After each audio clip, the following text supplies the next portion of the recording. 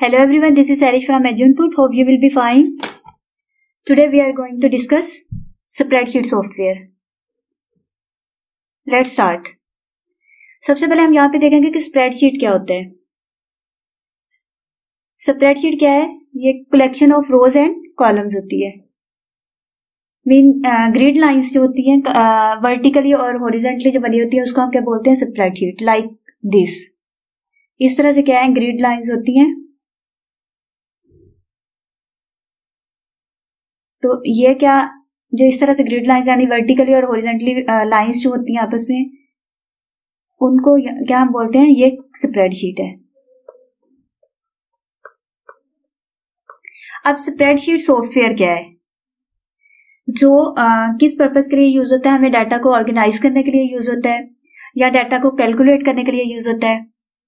Basically जो spreadsheet software है उसको हम कैलकुलेशन के लिए यूज करते हैं, क्योंकि डाटा को ऑर्गेनाइज अगर हमें करना होता है टेबल्स की फॉर्म में तो डाटा ऑर्गेनाइज होता है, तो उसको हम क्या कर सकते हैं? एमएस वर्ड में भी कर सकते हैं.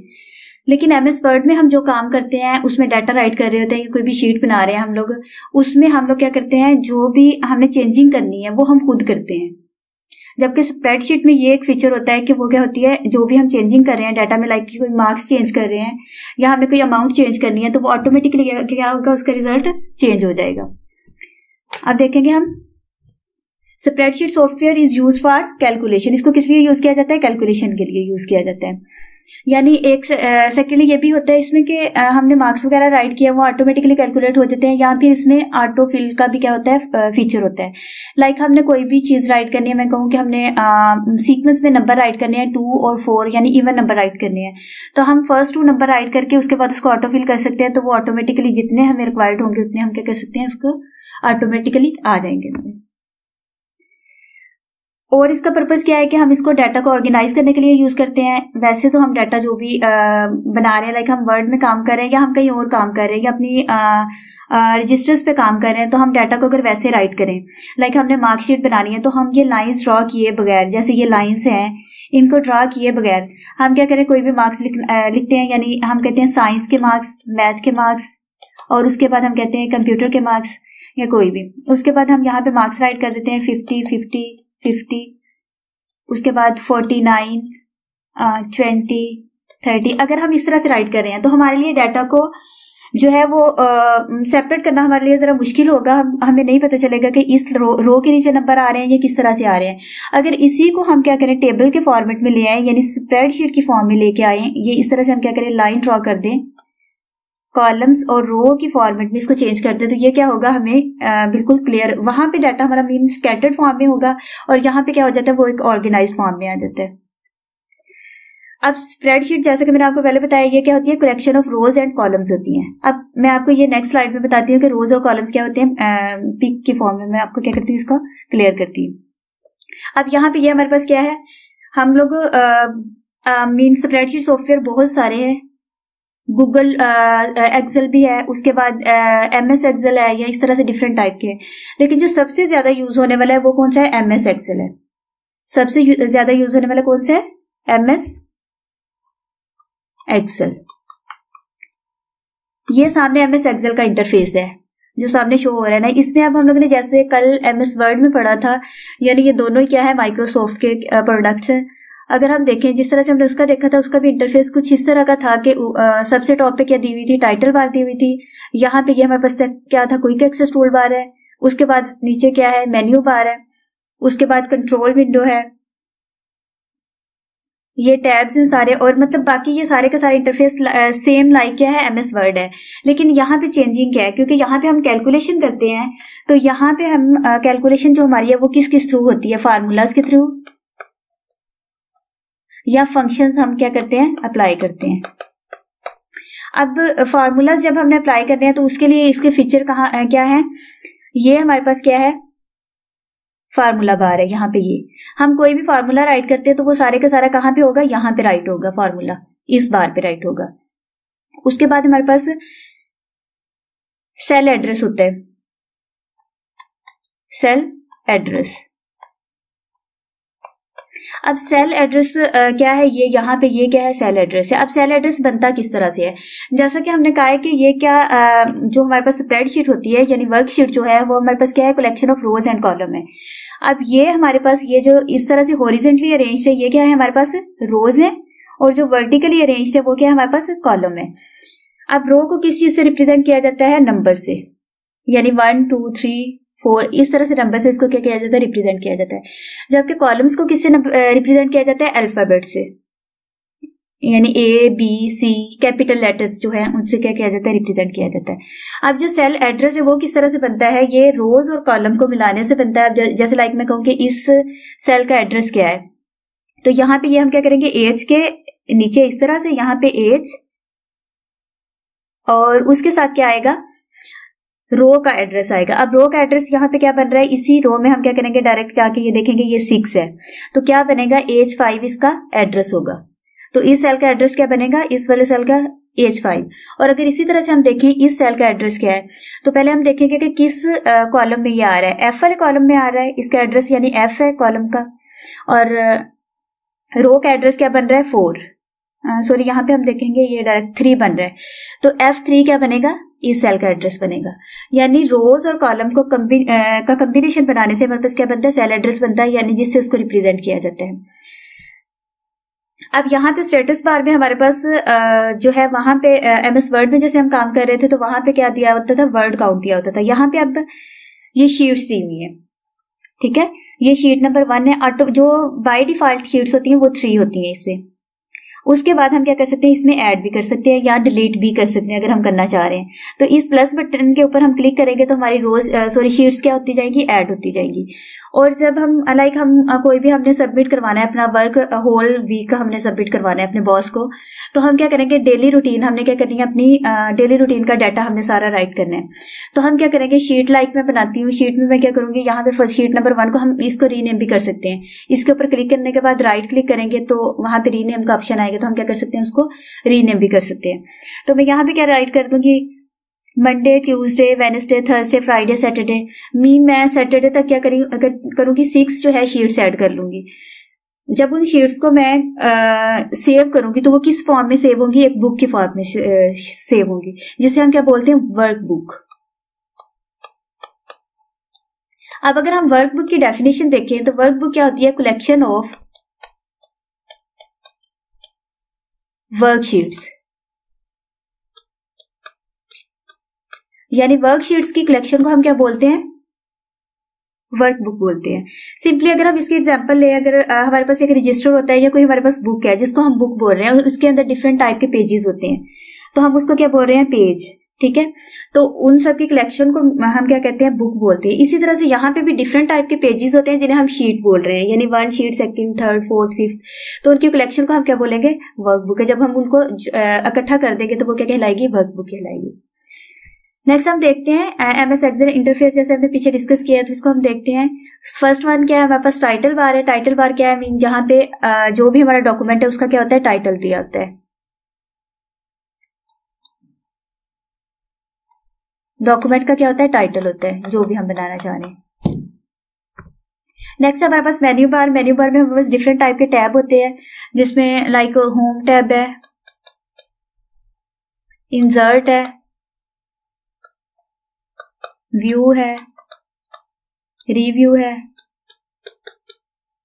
इस तरह से कहते हैं, यहाँ पे टैब्स दिए होते हैं जिनका डिफरेंट वर्क होता है, इसको डिफरेंट पर्पस के लिए यूज करते हैं। लाइक किसी को हम एडिटिंग वगैरह के लिए यूज करते हैं, किसी को हम पेज मार्जिन के लिए यूज करते हैं, किसी को हम वर्ड्स के ऊपर एडिटिंग अप्लाई करने के लिए यूज करते हैं। नेक्स्ट हमारे पास क्विक एक्सेस टूल बार। ये जैसे कि हमने प्रीवियस स्लाइड में देखा था कि क्या होता है, क्विकली हमने किसी भी चीज को एक्सेस करना है तो उसको हम क्या कहते हैं, क्विक एक्सेस टूल बार में रख देते हैं। इसमें बाय डिफॉल्ट जो है वो 3 टूल्स होते हैं, लाइक एक सेव, अनडू, रीडू, ठीक है।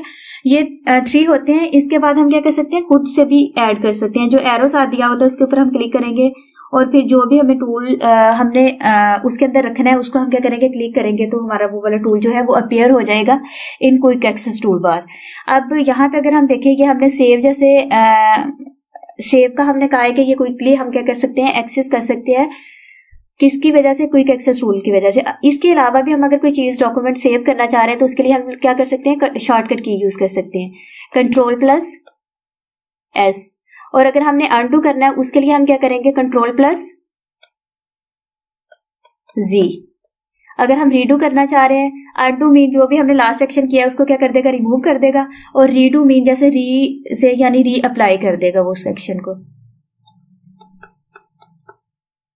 Ctrl+Y।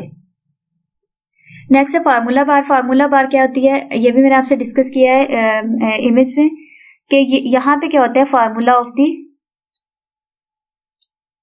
यानी जो भी हमने सेल्स को या जो भी डाटा को हमने क्या करना है? कलेक्ट करना है या सब्ट्रैक्ट करना है या कुछ भी उसके ऊपर जो भी हमने ऑपरेशन अप्लाई करना है, वो सारे का सारा फार्मूला कहाँ पे आएगा? फार्मूला बार में आएगा, जो क्या होती है? मेन्यू बार के नीचे एक बार दी होती है फार्मूला बार की, वहां पे हमारा क्या आता है? फार्मूला आता है। Next one is active cell. अब एक्टिव सेल क्या है?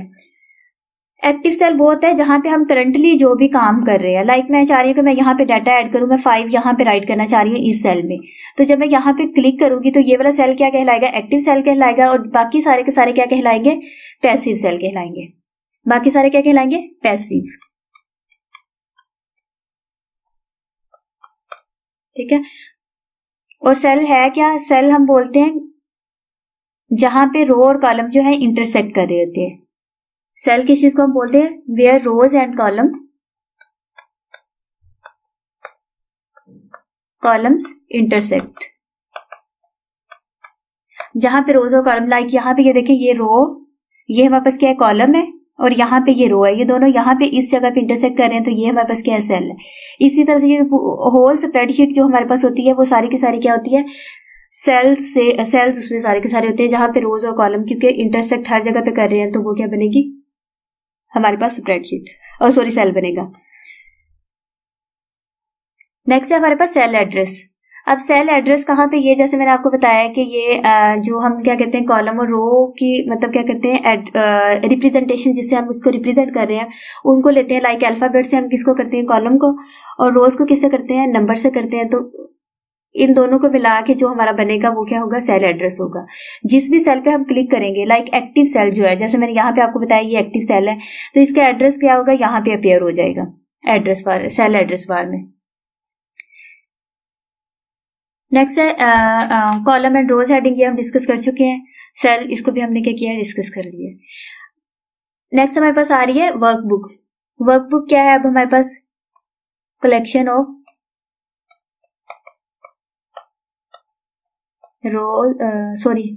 कलेक्शन ऑफ वर्कशीट्स, इसको बोलते हैं कलेक्शन ऑफ वर्कशीट। यानी वर्कबुक में बहुत सारी हमारी क्या हो सकती है? वर्कशीट्स होती है। अब वर्कशीट है, इससे क्या हम बोलते हैं?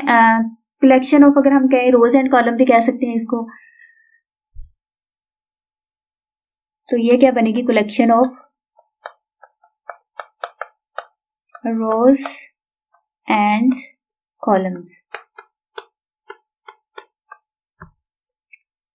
कंट्रोल बटन यानी हमारी जो इंटरफेस है, हमारा एमएस एक्सेल का जो इंटरफेस है उसको कंट्रोल करने के लिए, लाइक हमने विंडो को क्या क्या करना है? मिनिमाइज करना है, उसको हमने क्लोज करना है, या उसको हम शॉर्ट फॉर्मेट में लेके आना चाह रहे हैं, तो ये हम सारा किससे करते हैं? कंट्रोल से करते हैं। ये यहाँ पे अवेलेबल होते हैं हमारी विंडो के। लाइक अगर हम इस पे क्लिक करें तो ये हमारी मिनिमाइज हो जाएगी, टास्क बार पे आ जाएगी। और अगर हम इस पे क्लिक करें तो ये क्या होगी? शॉर्ट स्क्रीन इसकी क्या होगी? शो होना शुरू हो जाएगी। अगर यहाँ पे ये क्रॉस है, क्रॉस के ऊपर क्लिक करते हैं तो हमारी विंडो क्या हो जाएगी? क्लोज हो जाएगी। नेक्स्ट स्टेटस बार, ये भी हमने डिस्कस किया है, जहां पे हमारे पास शीट्स ही होती हैं, या हमारा जो है उसको मिनिमाइज साइज इंक्रीज करने का और डिक्रीज करने का होता है, वो क्या होता है? सारे का सारा स्टेटस बार में होता है। अब हम देखेंगे features of MS Excel software. उसके फीचर्स क्या क्या है? First, rows and column, formula and functions हम देखेंगे, ये हम डिस्कस कर चुके हैं। फार्मूलाज और फंक्शंस हम डिस्कस करेंगे। लाइक हमने कोई भी चीज हम कैलकुलेशन कर रहे हैं, यानी ये हमारे पास जो है स्प्रेडशीट है, लाइक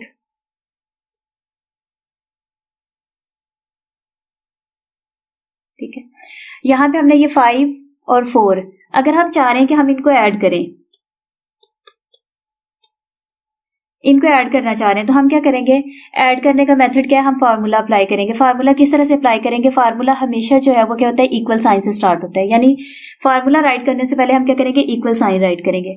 नेक्स्ट फार्मूला राइट करने के 2 मेथड है, या तो हम क्या कर सकते हैं, ये ऑपरेटर जो है हमारा उसका नेम दे सकते हैं, यानी सम मैं करना चाह रही हूँ तो मैं यहाँ पे सम राइट करूंगी और यहाँ पे मैं क्या कर दूंगी, एड्रेस दे दूंगी। लाइक 5 और 4 को हमने करना है तो A1, उसके बाद डॉट, और ये क्या आ जाएगा, B1। तो ये क्या हो जाएगा, जब हम एंटर क्लिक करेंगे तो हमारा जो यहाँ पे आके हम क्या करेंगे, फार्मूला राइट करेंगे और एंटर करेंगे तो हमारा क्या हो जाएगा, सम जो है यहाँ पे लाइक 9 अगर आंसर आ रहा है तो वो 9 यहाँ पे अपेयर हो जाएगा। और एक और मेथड क्या है कि हम लोग यहाँ पे सम अगर करना चाह रहे हैं तो उसके लिए हमारे पास ऑपरेटर यूज होता है प्लस का। ये साइन कौन सा यूज होता है, सॉरी, प्लस का यूज होता है। तो हम क्या कर सकते हैं, यहाँ पे A1 प्लस, अगर हम यहाँ पे प्लस नहीं लगा रहे तो हम साइड पे क्या करेंगे, उसका नेम राइट करेंगे, फंक्शन उसका यानी सम लिखेंगे वहां पे, प्लस B1। तो ये क्या है, ये 2 मेथड्स है हमारे पास फार्मूला राइट करने के। अगर हमने इसी तरह से डिफरेंस राइट करना है तो हम क्या करेंगे, डिफरेंस ये कर देंगे, यहाँ पे डिफरेंस का नेम राइट कर देंगे, या हम क्या करेंगे, यहाँ पे माइनस कर देंगे। इसी तरह से डिवीजन के लिए हम यहाँ डिवीजन ये यहाँ पे ब्रैकेट के बाहर राइट करेंगे, या हम अगर बाहर नहीं राइट करें तो यहाँ पे हम क्या करेंगे, डिवीजन का सिंबल लगा देंगे। ये था हमारे पास क्या, फार्मूला राइट करने का मेथड। अब हम लोग ने देखना है, अगर हम लोगों ने पूरी स्प्रेडशीट वर्कशीट बना ली है हम लोगों ने फुल, हम उसमें कोई भी चेंजिंग करना चाह रहे हैं, लाइक हमें लगा कि यहाँ पे हमारी मिस्टेक हो गई है, हम उसको चेंज करना चाह रहे हैं। अगर हम सिर्फ वर्ड में कर रहे हैं तो हम लोग चेंज करेंगे तो हम लोग क्या करेंगे, सारा उसका रिजल्ट वगैरह भी हम खुद जाके राइट करेंगे, रेज करके सारा कुछ। लेकिन अगर यही काम हम MS एक्सेल में कर रहे हैं तो हम क्या करेंगे, यहाँ पे 5 था, लाइक मैं यहाँ पे आना क्या था, 10 आना था, तो मैं क्या करूंगी, जब यहाँ पे 5 की जगह पे 10 राइट करूंगी तो यहाँ पे आंसर पे ऑटोमेटिकली क्या हो जाएगा, अफेक्ट होगा, यानी आंसर ऑटोमेटिकली करेक्ट हो जाएगा। यानी इसका 14 आंसर पड़ रहा है तो ऑटोमेटिकली यहाँ पे क्या होगा, 14 बन जाएगा। मुझे यहाँ पे कोई भी चेंजिंग करने की जरूरत नहीं पड़ेगी क्योंकि मैंने फार्मूला लगाया हुआ, वो उसके मुताबिक क्या कर देगा, एडिशन कर देगा। Next one, functions. अब फंक्शंस क्या होते हैं, ये क्या होते हैं, प्री डिफाइंड फार्मूलाज होती हैं, प्री डिफाइंड फार्मूलाज होती हैं। अच्छा, यहाँ पे हम जाएंगे, टैब में जाने के बाद हम क्या करेंगे, यहाँ हमारे पास होता है फंक्शंस का एक ऑप्शन होता है, उसके ऊपर अगर हम क्लिक करेंगे तो हमारे पास नीचे एक लिस्ट ओपन हो जाएगी जो प्री डिफाइंड क्या होते हैं, फार्मूलाज होते हैं। यानी जो MS एक्सेल जो है उसके क्या है, खुद से बनाए हुए क्या है, फार्मूलाज हैं। जनरल फार्मूलाज जिसमें सम आता है, जिसमें डिफरेंस आता है, जिसमें डिवीजन आती है, जिसमें सब्ट्रैक्शन आती है, या मैक्स का होता है, मिन का होता है। ये क्या होते हैं, कुछ फार्मूलाज जो है वो क्या होते हैं, प्री डिफाइंड होते हैं, जिन्हें हम फंक्शंस बोलते हैं। अगर हम कस्टम में लेके, यानी हम खुद से भी क्या कर सकते हैं, उसको फार्मूलाज को राइट कर रहे हैं, यहाँ पे अगर अवेलेबल नहीं है कोई फार्मूला तो हम क्या कर सकते हैं, उसको खुद से यहाँ पे, जैसे कि मैंने आपको बताया कि इक्वल साइन लगाएंगे और उसके बाद आप लोगों ने इस तरह से क्या करना है, फार्मूला राइट करना है, तो आपका क्या हो जाएगा, आंसर आ जाएगा। नेक्स्ट है डाटा फिल्टरिंग एंड विजुअलाइजेशन। अच्छा, अगर हमने स्प्रेडशीट बनाई हुई है तो हमारा क्या है, डाटा बहुत ज्यादा हो गया उसके ऊपर, यानी हमें सही तरह से समझ नहीं आ रही उसकी, तो हम क्या कर सकते हैं, उसमें से कुछ डाटा को हाइड भी कर सकते हैं।